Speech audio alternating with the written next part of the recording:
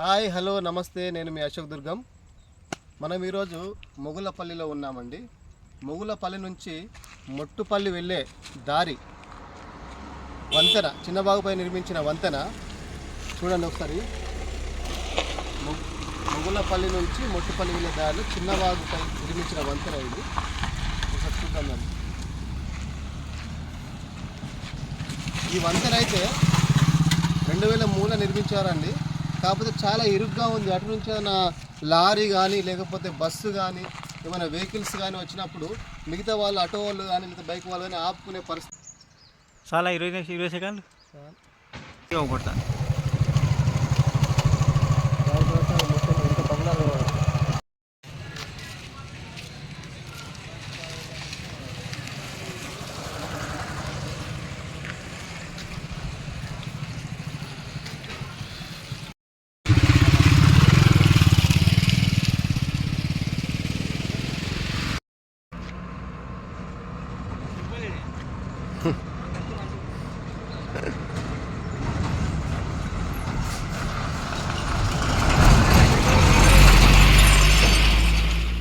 Hi hello నమస్తే, నేను మీ అశోక్ దుర్గం.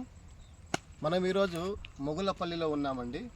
మొగులపల్లి నుంచి మొట్టుపల్లి వెళ్ళే దారి వంతెన, చిన్నబాగుపై నిర్మించిన వంతెన చూడండి ఒకసారి. మొగులపల్లి నుంచి మొట్టుపల్లి వెళ్ళే దారిలో చిన్నబాగుపై నిర్మించిన వంతెన ఇది. ఒకసారి చూద్దాం.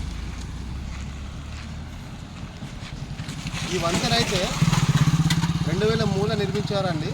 కాకపోతే చాలా ఇరుగ్గా ఉంది. అటు నుంచి ఏమైనా లారీ కానీ లేకపోతే బస్సు కానీ ఏమైనా వెహికల్స్ కానీ వచ్చినప్పుడు మిగతా వాళ్ళు ఆటో వాళ్ళు కానీ లేదా బైక్ వాళ్ళు కానీ ఆపుకునే పరిస్థితి ఉన్నది. వాళ్ళు వెళ్ళిపోయేదాకా చాలా ఇబ్బందికరంగా ఉన్నది.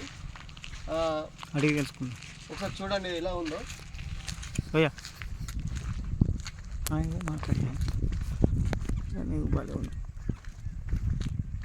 ఇది చిన్నబాగ్ అండి, చిన్నబాగ్ ఇది.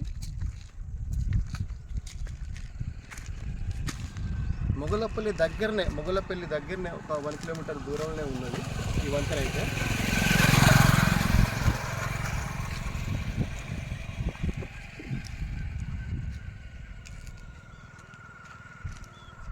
ఉమ్మడి ఆంధ్రప్రదేశ్ టీడీపీ గవర్నమెంట్ ఉన్నప్పుడు బొజ్జపల్లి రాజా ఆధ్వర్యంలో ఈ వంతెన అయితే అప్పుడు నిర్మించారు చిన్నబాగుపై. ప్రస్తుతం జనాలు అయితే చాలా ఇబ్బందిగా మారింది, ఇబ్బంది పడుతున్నారు. ఏమైనా వెహికల్స్ వచ్చినప్పుడు వాళ్ళు పోయేదాకా ఆపుకోవాల్సిన పరిస్థితి ఏర్పడుతుంది.